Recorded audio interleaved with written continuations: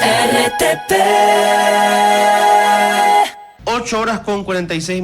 Le damos la bienvenida a Guillermo Márquez. Él es doctor en Derecho, expresidente del Tribunal Electoral de Panamá, exdirector general de la Marina Mercante Panameña.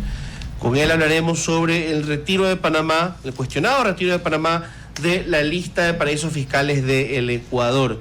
Bienvenido, doctor Márquez Amado, a la mañana en RTP. Muy buenos días, mucho gusto de estar acompañándolos. ¿Qué ha hecho Panamá en el combate a, primero que todo, el movimiento de flujos económicos, digamos, no registrados en sus países de origen?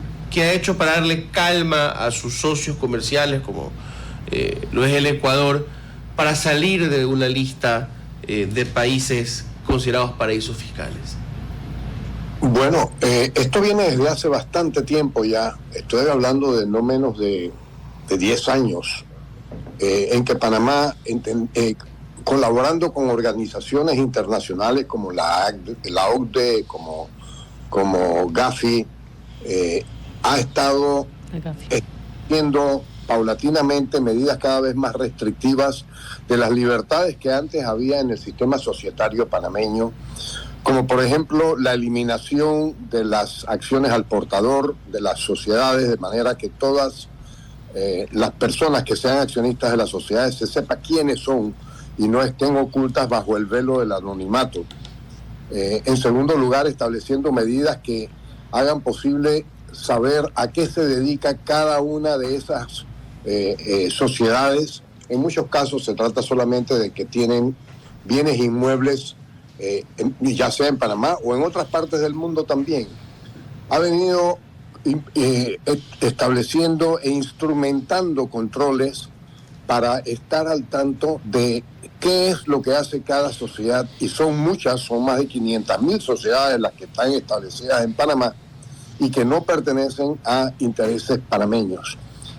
¿Qué hacen? ¿A qué se dedican? ¿Quiénes son? ¿Dónde se pueden ubicar? ¿Dónde tienen sus capitales? ¿Cuáles son sus movimientos económicos? Y al mismo tiempo ha ido estableciendo mecanismos que permiten el intercambio de información, ya el Estado en propiedad de esas informaciones, con otros estados a quienes les interesaba saber sus propios nacionales dónde tenían dineros dispuestos en otras sociedades. Debo decir porque es justo que se diga que este sistema no es por sí mismo maléfico. No. Y quiero decir además que cuando cobró más importancia fue precisamente porque en otras partes del mundo, un vecino nuestro es particular ejemplo. En Colombia hubo por mucho tiempo secuestros, hubo por mucho tiempo solicitudes inmorales e ilegítimas de pago de multas, digamos, por grupos informales, por grupos guerrilleros, y las personas que se sentían que podían ser víctimas de esos grupos o de ser secuestradas sus familias, pues naturalmente tenían interés en poder tener recursos fuera y disponibles en cualquier momento en que fueran necesarios para poder cubrir la posibilidad de eventos semejantes, y que no se supiera dentro de sus propios países cuánto caudal tenían. Y eso fue sumamente útil para esas naciones. Pero no solamente eso. Debo decir también que cuando se aprobó, por ejemplo, el Pacto de Cartagena, que constituyó el Pacto Andino, todas las naciones que fueron parte del mismo tenían restricciones en cuanto a movimientos de capitales, ya fuera por la convertibilidad de la moneda o por la repatriación de los mismos. Y en el ámbito del comercio internacional es indispensable, no solamente conveniente, es indispensable que haya flexibilidad para el manejo de capitales.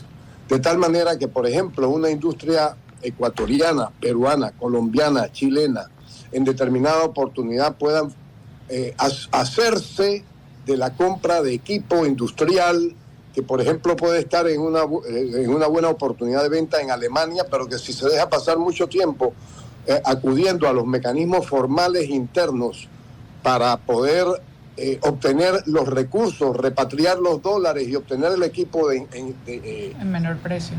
A mejor precio ingresado en su propio territorio, pues se deja pasar la oportunidad. Entonces, también en ese sentido, Panamá proveía, o ha venido proveyendo, de hecho, unos mecanismos útiles, muy útiles, para los países del Pacto Andino, que entre otras cosas admitieron que Panamá, no siendo una nación andina, pudiera incorporarse a la misma, de tal manera que estuviera al alcance de los demás miembros esa posibilidad. Bueno, el desarrollo del sistema financiero, la seguridad jurídica para el sector financiero en Panamá, definitivamente abre oportunidades a los países socios, ¿no? Pero, claro, y a las personas que quieren invertir allá, pero claro, el miedo es el cumplimiento, ¿no? Y evitar que la gente evada sus responsabilidades en sus países de origen yéndose a Panamá. Ahora, yo sé que Panamá ha hecho importantes avances, ¿no? Sale de la lista del Gafi en el 2023, crea en parte para el Gafi una lista de beneficiarios finales, ¿no? Para no permitir que la gente se esconda detrás de un montón de empresas, fideicomisos y papeleo, ¿ya? Panamá salió en junio recién de la lista de alto riesgo de financiamiento al terrorismo y lavado de activos de la Unión Europea, y Panamá finalmente hace unos días firma con nosotros un tratado de intercambio de información tributaria. O sea, han estado haciendo su trabajo, pero ¿qué ha significado eso a la interna del país? ¿Ha causado controversia esta pelea? ¿Qué han tenido que hacer para lograr estos avances?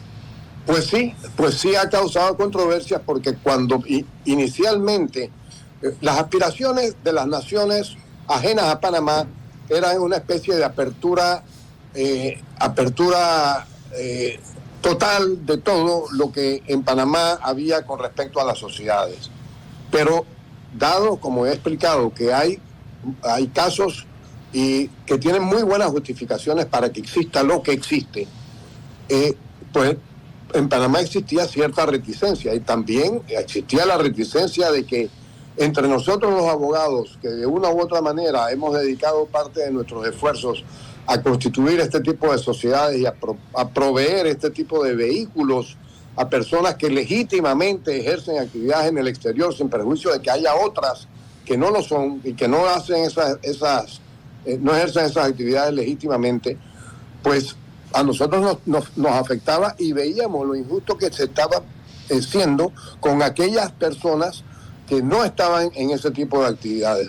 Alguien mencionaba hace poco tiempo que, por ejemplo, no se puede prohibir el consumo, o no ocurre que se considere legítimo prohibir el consumo de alcohol, digamos, porque una persona se excedió y manejó y tuvo un accidente fatal por esa razón.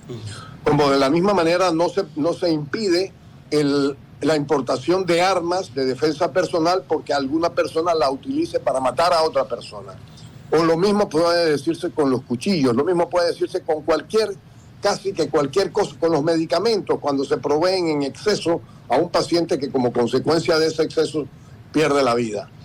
No, lo importante es que se introduzcan mecanismos que impidan y disuadan la comisión de actos como esos en aquellas personas que no lo hacen con legitimidad ni moralidad tampoco. Y eso es lo que nos ha estado pasando recientemente. Y claro, por supuesto que hubo reacciones muy razonables para que esas cosas se hicieran, porque se entendía que había muy buenas razones para impedir que los vehículos societarios, las sociedades, se utilizaran en exceso de sus propósitos, pero al mismo tiempo que no se utilizaran de tal manera que su eliminación fuera también fueran a causar daños que tampoco se quieren. Sí. Eso es más o menos lo que ha habido, y durante los últimos años se han organizado dentro de Panamá grupos de abogados con los que yo he mantenido relación en diferentes oportunidades, que nos conversábamos y proponíamos medidas para superar lo malo sin afectar lo bueno. Y eso naturalmente consume tiempo, porque hay criterios divergentes, por un lado con respecto a aquellas personas que creen que todo es malo, y por otro lado en la necesidad de explicar por qué no todo es malo y por qué no todo debe hacerse de la manera que se piensa, por ese prejuicio justificado, sí, pero que no es totalmente cierto.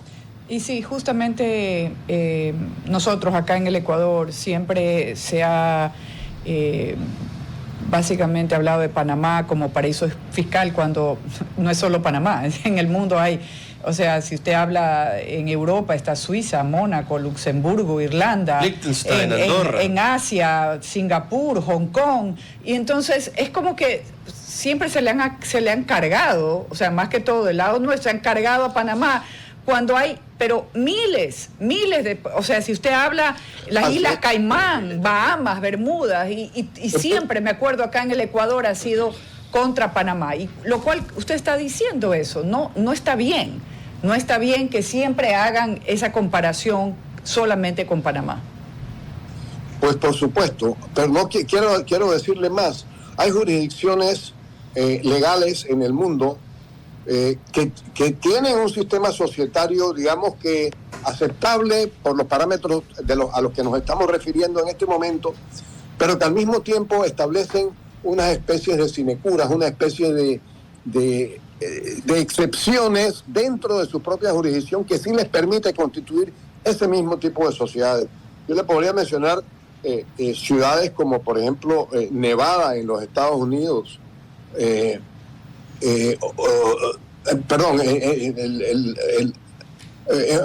Miami, en el propio Washington, en Delaware, en las islas de Inglaterra, y estas jurisdicciones tienen sistemas societarios específicos donde en cambio eso que no permiten en el resto de su territorio sí lo admiten, y en estos lugares ese sistema sigue corriendo.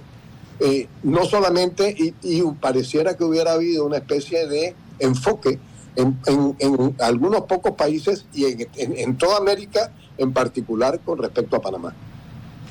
Muy bien, siendo las 8:58, le quedamos muy agradecidos, doctora, por habernos acompañado esta mañana. Con mucho gusto, y mis disculpas por cualquier tardanza que hubiera tenido por causas ajenas a mi voluntad. No se preocupe, un gusto haberlo recibido. RTP